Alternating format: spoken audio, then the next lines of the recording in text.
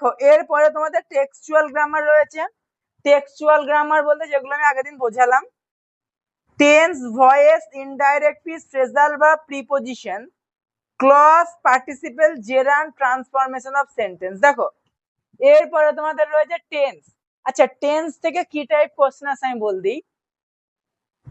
Tense থেকে question আসে হচ্ছে বি ভার্ব সিলেক্ট করা। কি রকম বি ভার্ব? দেখো বললো he dash go to school, তাহলে গো দিল, গোস দিল, আর ওয়েন্ট দিল। তাহলে দেখো এটা প্রেজেন্ট ইনডেফিনাইট টেন্স, তাহলে প্রেজেন্ট ইনডেফিনাইট টেন্সে এখানে তোমরা ম্যাক্সিমাম গো করবে। কিন্তু যদি প্রেজেন্ট ইনডেফিনাইট টেন্সে subject third person singular number হয়, তাহলে ভার্বের সাথে এস বাই এস যোগ হয়, তাহলে হি গোস টু স্কুল হবে। তাহলে এইভাবে টেন্সের কিছু এক্সাম্পল দেয়। তাহলে সবাই খাতরা বের কর না, আজ টেন্স করাবো। টেন্স আগে আমি বল দিই, টেন্স জিনিসটাকে একবারে আমি বেসিক থেকে শুরু করছি, বেসিক থেকে তোমাদের যে অ্যাডভান্স লেভেল অবধি রয়েছে পুরোটা করাবো। টেন্স, টেন্স মানে হচ্ছে সময়। দেখো টেন্সের বাংলা মেইনলি ক্রিয়ার কাল। টেন্সের বাংলা যদি আমি করি ক্রিয়ার কাল, ক্রিয়ার কাল। এইবার ক্রিয়া মানে হচ্ছে কাজ করা, কাজ করা, আর কাল মানে হচ্ছে সময়। তাহলে মেনলি কাজ করার সময় কি টেন্স বলে? টেন্স মানে হচ্ছে ক্রিয়ার কাল বা কাজ করার সময়। এইবার দেখো আমরা একটা সময়কে কত ভাগে ভাগ করতে পারি।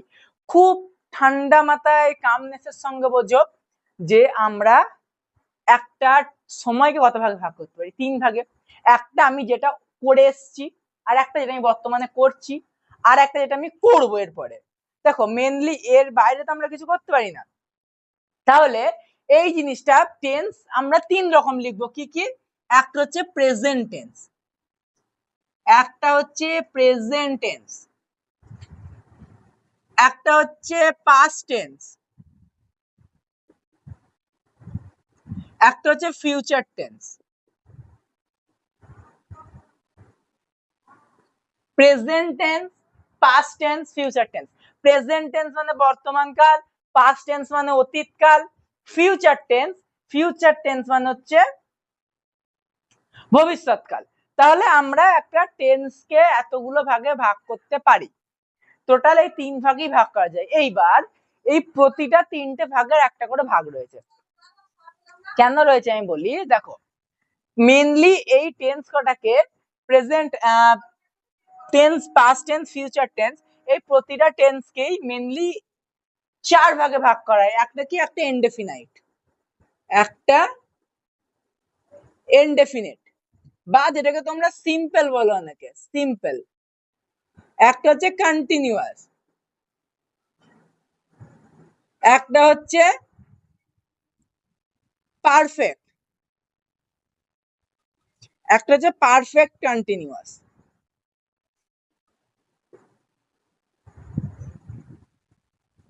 তাহলে কি কি হলো?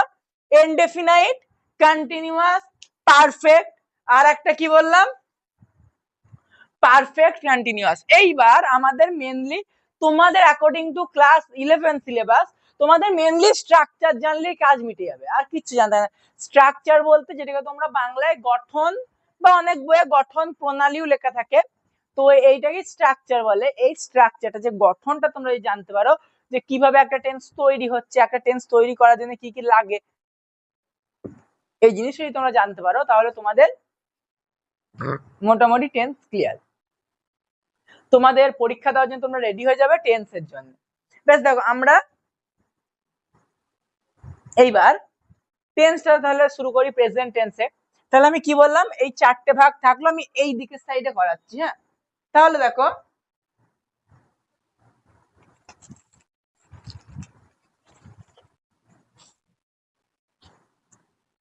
প্রেজেন্ট ইনডেফিনাইট টেন্স প্রথম আমি করাচ্ছি। Present indefinite tense, present indefinite tense, ঠিক আছে, জাস্ট প্রেজেন্ট ইনডেফিনাইট। এইবার দেখো প্রেজেন্ট ইনডেফিনাইট কখন আমরা বলবো। দেখো আমরা প্রেজেন্ট ইনডেফিনাইট দুটো ক্ষেত্রে বলতে পারি। একটা হচ্ছে যেটা তোমরা ছোট থেকে পড়ে আসছো, ইউনিভার্সাল ট্রুথ। ইউনিভার্সাল ট্রুথ কেন বলছি, যেটা হচ্ছে বাংলায় যেটাকে তোমাদের বইয়ে লেখা থাকে চিরন্তন সত্য। চিরন্তন সত্য জিনিসটা কি দাদা? চিরন্তন সত্য মানে যেটা সব সময় সত্য, যেমন সূর্য পৃথিবীর চারিদিকে ঘোরে। ঠিক বললাম? হ্যাঁ, না না, পৃথিবী সূর্যের চারিদিকে ঘোরে, এই যে এই জিনিসটা সত্য যে পৃথিবী সূর্যের চারিদিকে ঘুরছে, এই জিনিসটা হচ্ছে ইউনিভার্সাল ট্রুথ, মানে এই জিনিসটা তুমি চাইলেও চেঞ্জ করতে পারবে না। বা ধরো হিস্ট্রিতে মুঘলরা, তারপরে আরো যারা এসেছিল পর্তুগিজরা, এরা যে ইন্ডিয়ার উপর অনেকভাবে অ্যাটাক করেছিল, এই যে এই জিনিসগুলো চেঞ্জেস হবে না, এইগুলো আর পরিবর্তন সম্ভব না, এইগুলো হচ্ছে ইউনিভার্সাল ট্রুথ বা ট্রুথ, সিম্পল সত্য। এইবার তুমি বলো দাদা তাহলে হি গোস টু স্কুল, তুমি এখনই বললে ইনডেফিনাইট টেন্স, এবার আমি তো স্কুল না যেতেও পারি, এটা কি করে চিরন্তন সত্য হয়? আর একটা আমি বললাম না দুটো, 2 নাম্বারটা কি, যেটা হচ্ছে তোমার হ্যাবিট, হ্যাবিট যেটা অর্থাৎ তোমার অভ্যাসগত কাজ। দেখো তুমি স্কুল রোজই যাও, একদিন গেলে না দ্যাটস এক্সেপশনাল, যে তুমি কোন একটা কাজে তোমার শরীর খারাপ, বাড়িতে অনুষ্ঠান রয়েছে, কিছু একটা রয়েছে, নিমন্ত্রণ রয়েছে, বন্ধু জন্মদিন গেলে না, ঠিক আছে, তোমার বান্ধবী তোমাকে রিপ্লাই দেয়নি, তুমি সেই কারণে স্কুল গেলে না, আলাদা ব্যাপার, একদিন সেটা। কিন্তু তুমি রোজ তো যাও, এই যে তুমি রোজ স্কুলে যাচ্ছ, এই জিনিসটাই হচ্ছে তোমার অভ্যাস, যে আমরা রোজ স্কুলে যাই, দেখবে রোজ ভাত খাই আমরা, আমি ভাত খাই, এটা যেমন indefinite tense, I eat rice, এই যে এই জিনিসগুলো, এইগুলো কেন ইনডেফিনাইট হয়? কারণ এইগুলো আমাদের অভ্যাসগত, আমরা যেই কাজগুলো অভ্যাসে করি সেইগুলোতেই প্রেজেন্ট ইনডেফিনাইট টেন্সে রাখা হয়। এইবার প্রেজেন্ট ইনডেফিনাইট টেন্সের স্ট্রাকচার কি?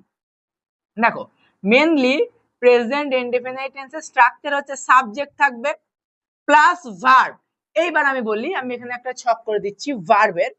ভার্বের 3টে রূপ হয়, একটা হয় প্রেজেন্ট, একটা হয় পাস্ট, একটা হয় পাস্ট পার্টিসিপল,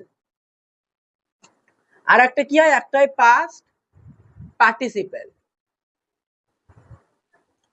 প্রেজেন্ট, প্রেজেন্টকে V1 বলা হয়, পাস্টকে V2 বলা হয়, পাস্ট পার্টিসিপলকে V3 বলা হয়। V1 মানে ভার্বের 1 নম্বর ফর্ম বা 1 নম্বর রূপ, V2 মানে ভার্বের 2 নম্বর ফর্ম, V3 মানে ভার্বের 3 নম্বর ফর্ম, বা ভার্বের 1 নম্বর রূপ, 2 নম্বর রূপ, 3 নম্বর রূপ।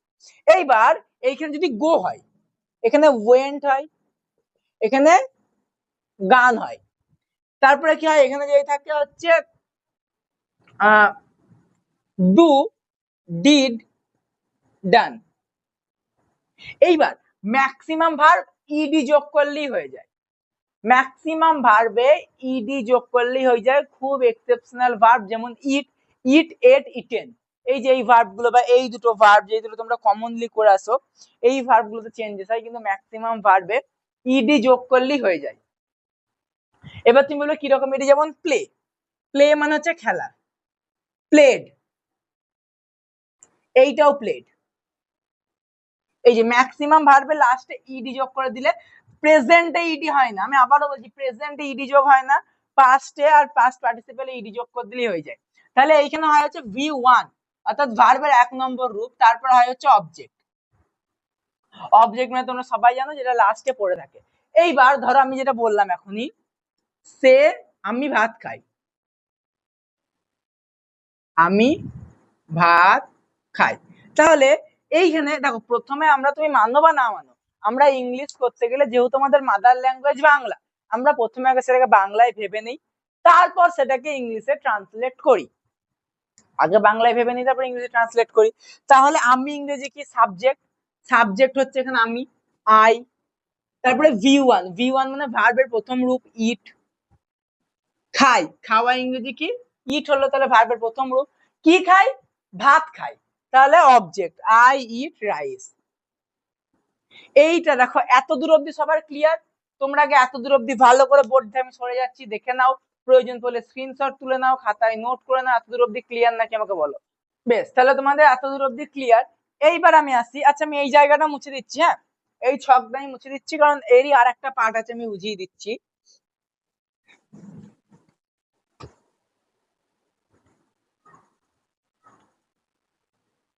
আর একটা কি, এইবার ধরে আমি বললাম সে ভাত খায়, সে ভাত খায়, এইবার সে ভাত খায় যখন আমি বলছি, আমি লিখলাম হি, তারপরে কি দাদা বলেছে ভার্ব V1 ইট রাইস, এইটা যদি করো এইটা কিন্তু ভুল হবে।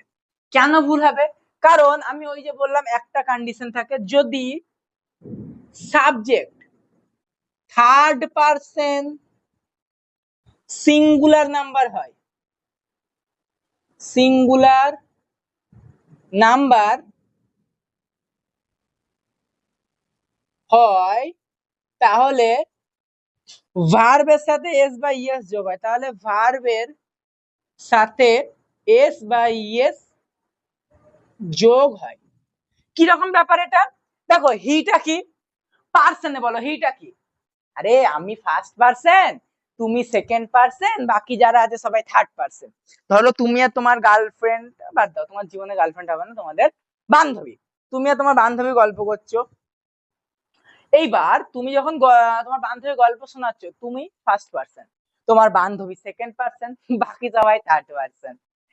এই যে এই জিনিসটা, এইটাই হচ্ছে first person, second person, third person. Clear এক লাইনে কনসেপ্ট? বান্ধবী বললাম, ক্লিয়ার তো হবেই। বেশ, দেখো যদি সাবজেক্ট থার্ড পার্সন সিঙ্গুলার, তাহলে হিটা কি, হিটা থার্ড পার্সন, কারণ আমি তুমির মধ্যে হি পড়ে না। তাহলে যখন হি থার্ড পার্সন হচ্ছে, এবার হিটা সিঙ্গুলার না প্লুরাল? দেখো সিঙ্গেল, সিঙ্গেল মানে কি একা, একাকী। তাহলে সিঙ্গেল মানে একাকী হলে সিঙ্গুলার মানেও একাকী, সিঙ্গুলার নাউন মানেও একাকী, একটা নাউন। তাহলে যেই নাউন দ্বারা একজনকে বোঝায়, তাহলে হি দ্বারা একজনকে বোঝানো হচ্ছে। তাহলে he eats third person singular number হলে ভার্বের সাথে এস বা ইএস যোগ হয়, তাহলে হি ইটস রাইস। এতক্ষণে এইটা ঠিক হলো, এতক্ষণে এইটা ঠিক হলো। তাহলে এই যে সেকেন্ড টাইম বললাম, এইটা মাথায় রাখবে, মনে রাখবে এক্সাম্পল দিলে এইটা থেকেই দেবে, আমি লিখে দেবো যদি এক্সাম্পল দেয় এইটা থেকেই দেবে, কারণ এইটাই ম্যাক্সিমাম স্টুডেন্ট ভুল করবে। যদি ইনডেফিনাইট তোমাদের পরীক্ষা এসে থাকে, এইটা থেকেই আসবে। কেন আসবে যদি তুমি জিজ্ঞেস করো দাদা কেন আসবে, কারণ এইটা ম্যাক্সিমাম জন ভুল করবে, তাই এখান থেকেই আসবে। এইটুকু দেখে নাও। এতটা ক্লিয়ার হলো আমাকে বলে, এরপর আমি কন্টিনিউয়াস শুরু করব না, এরপরে দুটো এক্সাম্পল দেবো, তারপরে কন্টিনিউয়াস শুরু করব। আচ্ছা দিই, হ্যাঁ এই দুটোই মুছে দিচ্ছি, ঠিক আছে, আমি আর দুটো দিয়ে দিচ্ছি।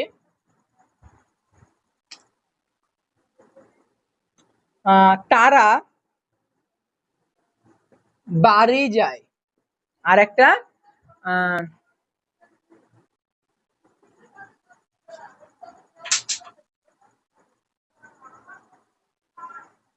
আর তারা বাড়ি যায়, আর একটা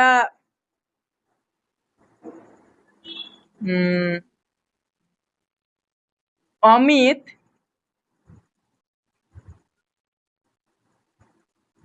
ভাত খায়। না বাদ দাও, তোমাদের ভাতের থেকে বিরিয়ানি ভালো লাগে, অমিত বিরিয়ানি খায়। এই দুটো জিনিস তোমরা করো, দিয়ে আমাকে বলো। এই আর একটা দিলাম, সে স্কুলে যায়। এই দুটো, এই তিনটে এক্সাম্পল তোমরা নিজেরা করো। তারা বাড়ি যায়, এইখানে দে, তো তোমাদের দে গোজ হোম, তাই তো?